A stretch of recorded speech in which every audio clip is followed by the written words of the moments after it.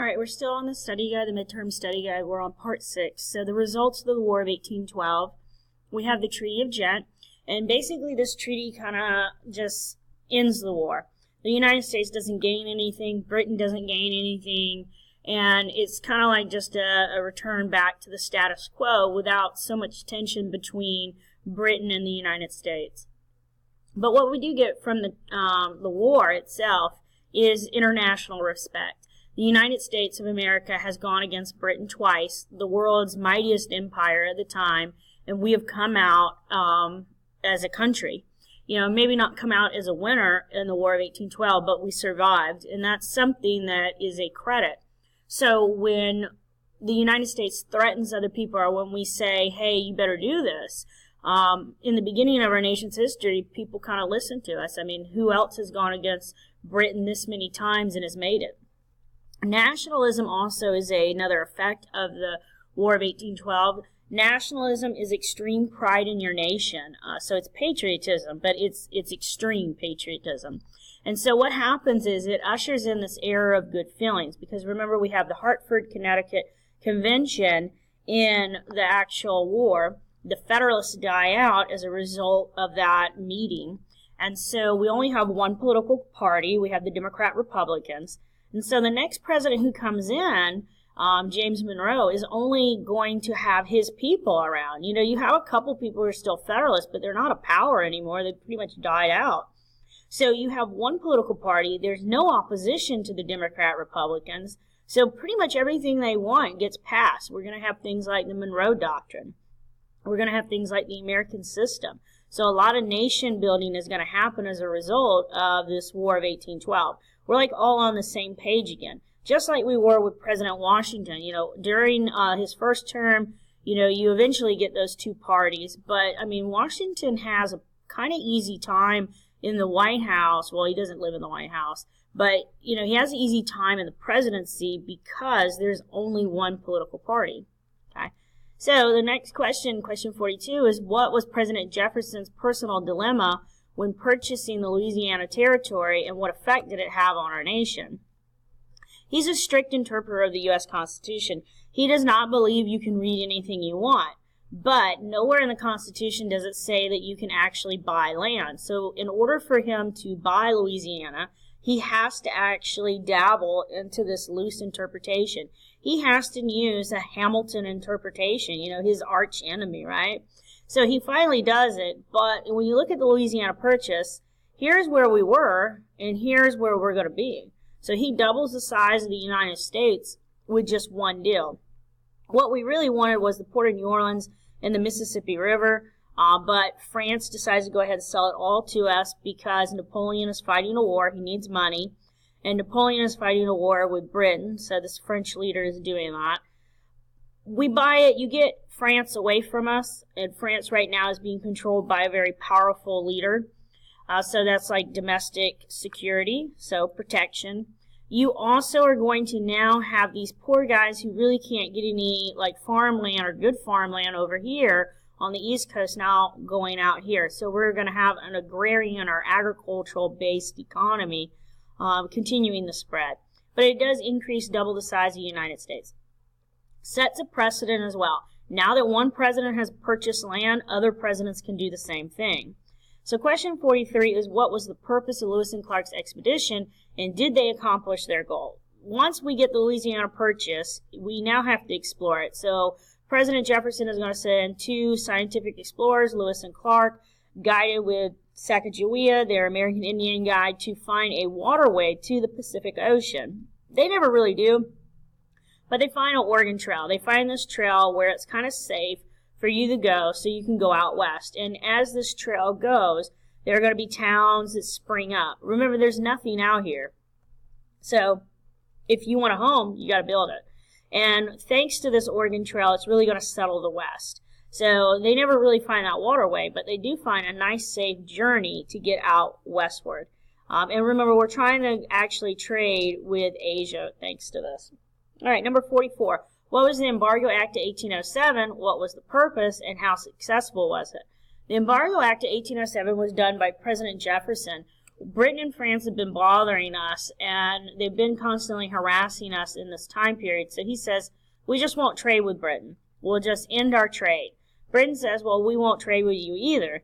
The only issue with that is we don't really have any factories. We don't have really an economy that's industrial. So we really needed Britain's industrial power. We needed their manufactured goods. We do it to stop British impressment of our soldiers and our merchants. You know, they're taking our goods out there on the water. They're hurting our economy. But this is going to further hurt our economy. So it doesn't really work. And it doesn't work because you got smugglers. You're going to have plenty of Americans who, you know, are going to pick up that old trade that they did when Britain ruled us. They're just going to start smuggling. You know, you've done it before. Just dust off your gloves and do it again.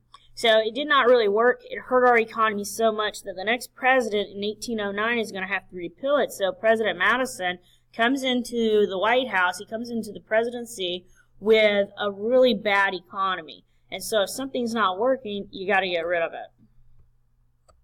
So the next question was about treaties. So we did this on like the last page in the book. So the Treaty of Paris, 1783, at the end of the American Revolution, we get our freedom and we get all land to the Mississippi River. Okay. Jay's treaty is the hated treaty in American history. We are trying to do this treaty to end British impressment. We've got some tension still with Britain, so Americans have agreed that we will repay all the pre-Revolutionary War debt that we have not paid, so we're going to pay it. We're going to pay up. And Britain has agreed that they're going to leave their military bases on the Great Lake because basically they have their guns, their cannons pointed at us. Britain never leaves their bases, and America never pays their debt. So no one follows it, and so it's not really necessarily a good treaty. You know, it's a treaty on books.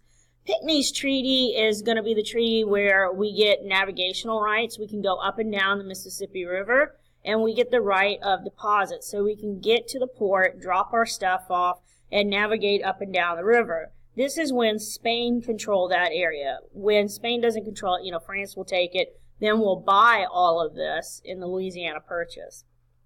Treaty of Greenville is going to be with the American Indians. And so basically the United States is going to force the American Indians to sign this treaty giving us the Ohio River Valley. The Treaty of Ghent is going to end the War of 1812.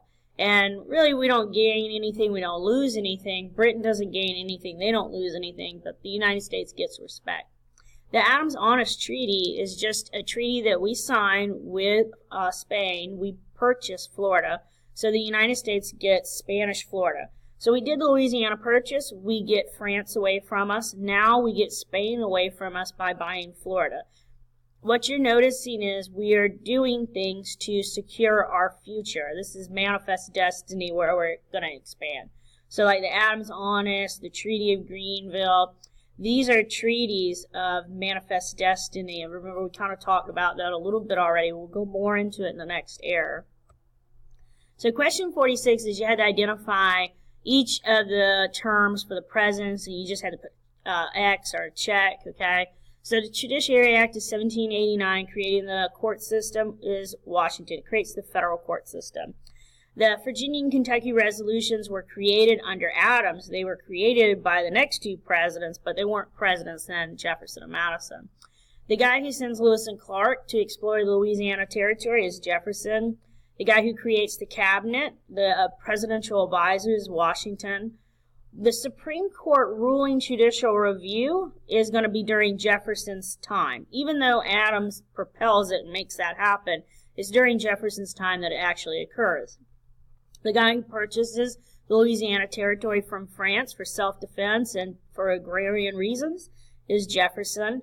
The guy who has to be the first president to declare war is going to be Madison, and he does it against Britain in 1812. Enforce the excise tax on those whiskey rebellion, Washington. The next one, created Alien and Sedition Acts, is going to be Adams, and remember that's meant to silence the opposition to his government. The guy who has to repeal the Embargo Act in 1809 is going to be Madison. The guy who warned us no foreign alliances and no political parties in his farewell address is going to be Washington. The guy who will appoint those midnight judges who are Federalist Party members is going to be Adams. The guy who refuses to recognize them is Jefferson. Now, who broke their laissez-faire, their laissez-faire economics by using this Embargo Act is going to be Jefferson. You know, he says he's not going to touch the economy, but he definitely does it. And then the precedent-setting president is Washington.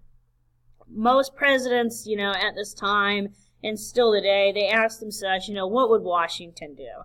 And he just sets the example of how to be the president. So I have done every question for you on the study guide. There's no reason why that thing should come in blank.